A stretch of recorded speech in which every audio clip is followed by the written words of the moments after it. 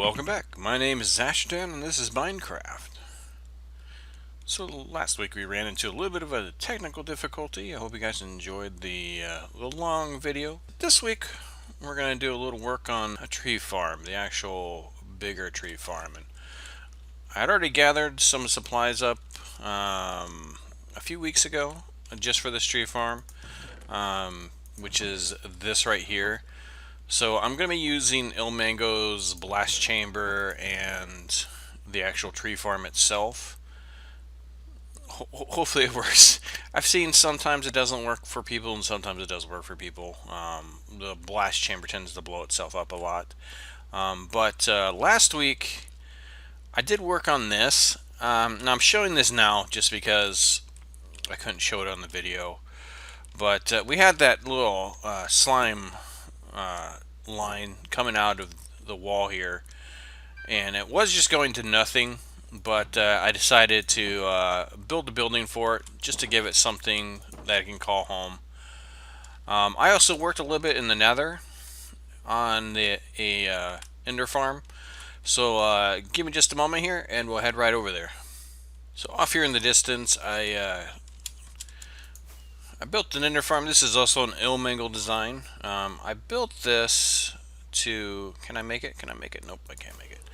But I built this so that it's independent from the actual island. There is still a bridge down here, down at the lower levels, which I think I'm going to remove at some point. Just plan on flying here. So up here I have all of the pearl locations where I can come and grab some pearls real quick. Also have it so that it just any extra pearls gets dropped off into the void. And then down here I have the actual killing chamber. Now there's a couple things I did here for the killing chamber. Nope, I completely forgot how loud that is. Let me go ahead and turn that down so I can forget it's down later on. So this is the killing chamber down here. This is the 1.15 update design by Ilmango for this farm. I do have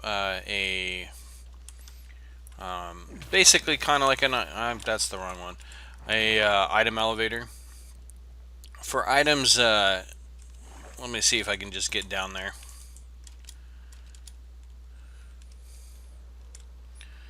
So this is the actual farm itself, but you'll notice over there's some pistons and observers right there. They feed into a dispenser which dispenses all of the pearls up, and that sends it up a water stream up. First time I built this, I did build it wrong. I didn't put this top layer right here, and it got killed pretty fast. Ooh.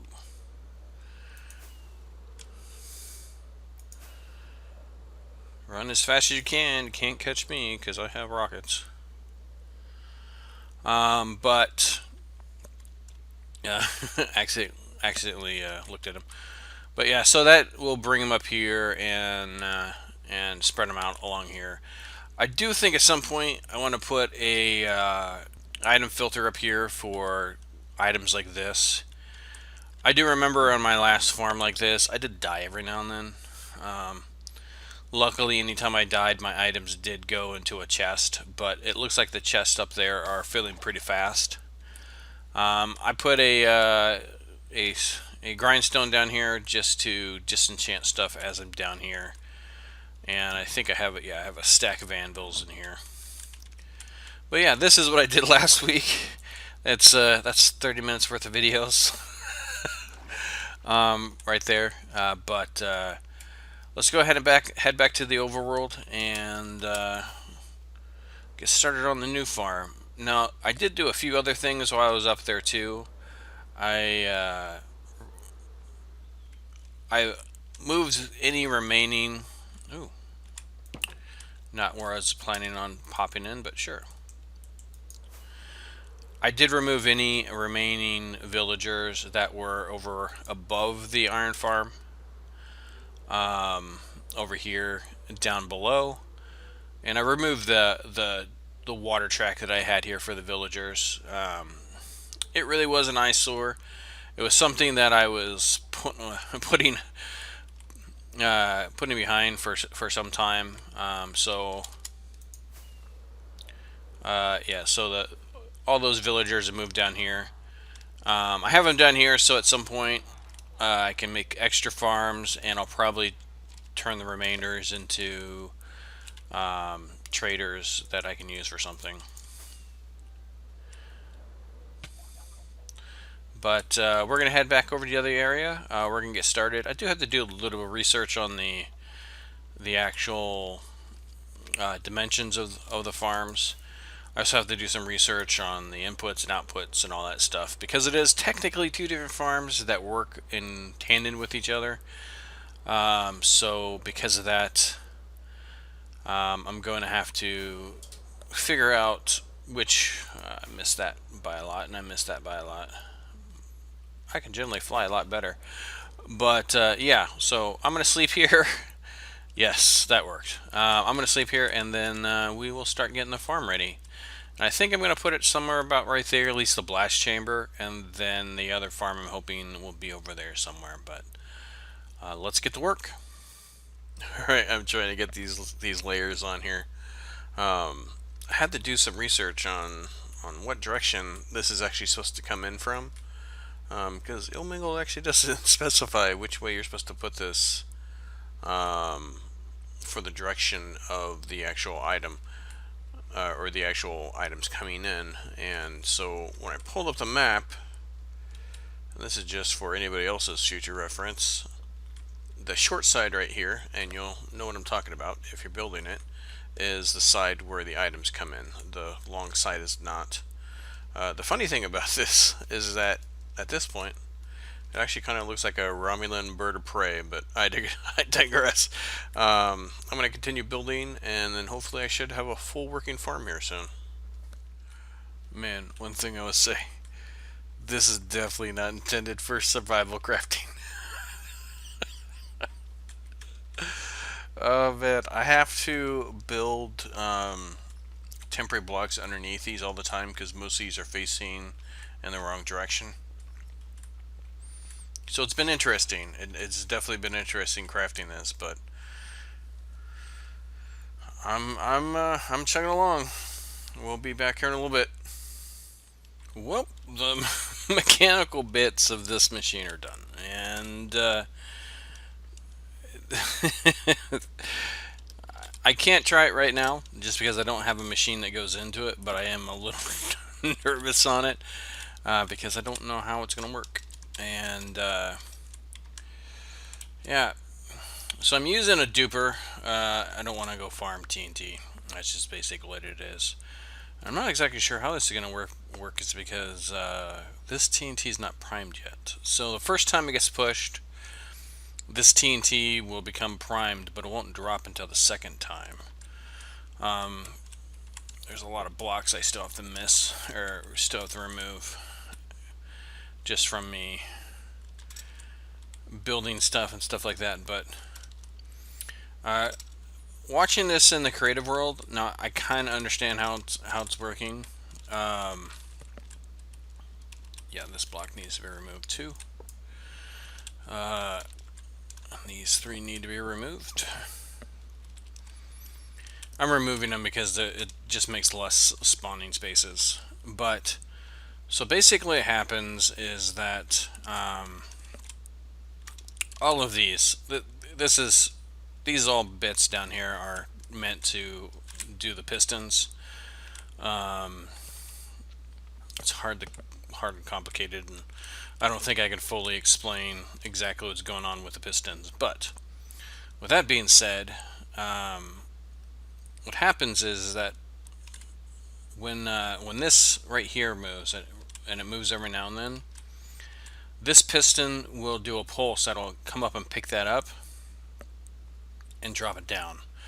But a signal can't get to this repeater because there's no way for the signal to carry. And then the next time this pops up, it'll go up and pick up this block. And then the third time, it'll actually fire the TNT duper or whatever else that you actually put there. I'm gonna put some torches here. I think I can't put a torch there. Can I? No, I can't put a torch there. I am gonna have to go through and find some spots on this where that needs some lighting, is because there's a lot of spots on here that are very spawnable. And like this right here, that right there is spawnable. Let's see. These pistons I think are technically spawnable. This is spawnable, this is spawnable, that's spawnable. That and that are all spawnable. So now I just need to feed something into this, which will come in this direction over here. It'll take some time in order for me to get that in there. Man, I really hope that's on the right level. I think it is. I'm so nervous that the first time I turn this on is gonna blow up. I've seen a couple people who have made this farm and watched it blow up the first time they've used it. And this honestly took probably somewhere around 6 hours to build. You know, going back, I did have some observers turn the wrong way. Okay. And so that was kind of bad.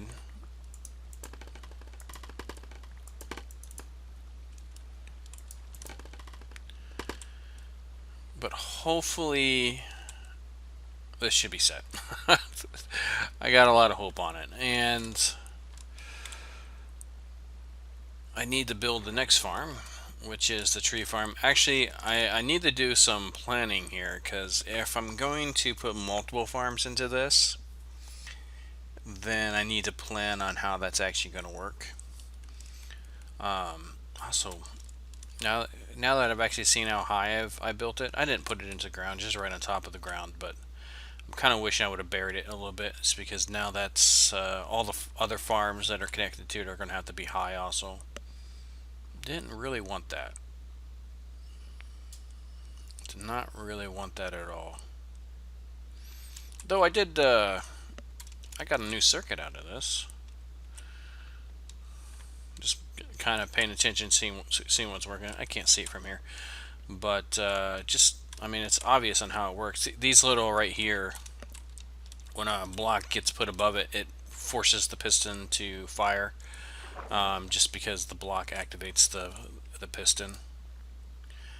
So I don't know, maybe that's something that we can work on. But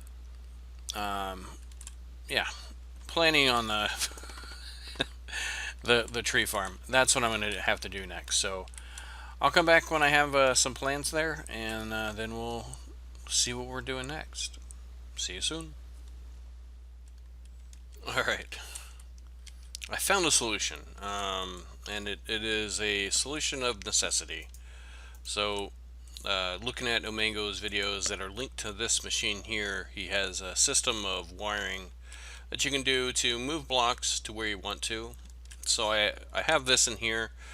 This is a 3 input, so you can have an input on coming from this way right here, an input coming from this way, and an input coming from this way.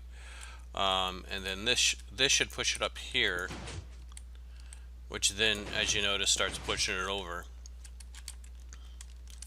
And so I think that's what I'm going to use. Now, this one right here, I'm pretty sure is going to be broken in 1.16. Is because this right here will not be allowed. Piston is going to stop that signal from going through. But as of right now, it should be fine. I'm also thinking about pushing this back a little bit further. Now these lines are limited to 12. Omango suggests not to use the block limit for pushing on a piston, which is like 15 or 16, somewhere around there. So that does kind of limit where I can put it. There is an extension line though, so what I would end up doing is putting the there's a Ford to Ford, that would go there. Then I would push all of these blocks, an additional 12 this way, so that I would have a nice empty space right here. That would just give me enough room to put a building around this, make some pathways in here, because as of right now, so if I consider the building wall was probably going to be right here, and a building wall right there, really doesn't leave me much. And even if I push the building wall all the way to the end here, or even into here, which I don't think I can because of the fact that those blocks would stick out, it's still minimal on what I can do. So most likely I am going to push it out this way. Just in the process of trying to get everything built up there. But hopefully next time we bring it back, we'll have a tree farm started. But we'll see how much time this actually takes. Is because the tree farm is a very large farm. It's very, very complicated. If you actually take a look at the actual supplies, the blast chamber took up barely this chest. And granted, these blocks right here were supposed to be part of the blast chamber. I didn't realize he was counting the blocks down here. But yeah, that happened. But this is all the blocks for the next place, and I think it actually, some of the blocks in here were for over there, and I just pulled blocks out as I was building, so I might be missing a couple blocks in here. So we'll see on where we go with that. I did though. I think I'm going to put a building here, maybe link to this building that will have the storage for anything that gets blown up. That's what's going to go here. But as of right now, we're still building, and we'll continue building until we get something done. But we'll be back here soon. There we go. That's a lot better. I could do something with this, produce some tower or something in this area. Gives enough room in here, though this this right here takes up a lot of space. But I can do something between these two spaces, at least make them look good. And then it still gives me 3 inputs for 3 possible inputs in the future. So that's good. Now, again, this right here is going to be broken. I was looking at another one of these. I think this one up here is also going to be broken. Though this one, it looks like if there's just an additional block and a redstone line right there, you can easily bypass this. I'm not sure on how much that's going to affect the timing. This one is not going to be affected because the piston doesn't block any of the lines, the redstone lines, but I did do a lot of working on trying to get this spawn proofed. That was completely by accident, not on purpose. I think I still need to put something up above here, though. I mean, that torch is probably good for covering that. I put a lamp above this. Probably this whole thing has been a trip on trying to spawn proof. After I said it wasn't very safe and very spawn proofed, I had a skeleton spawn right in the middle. That was kind of bad.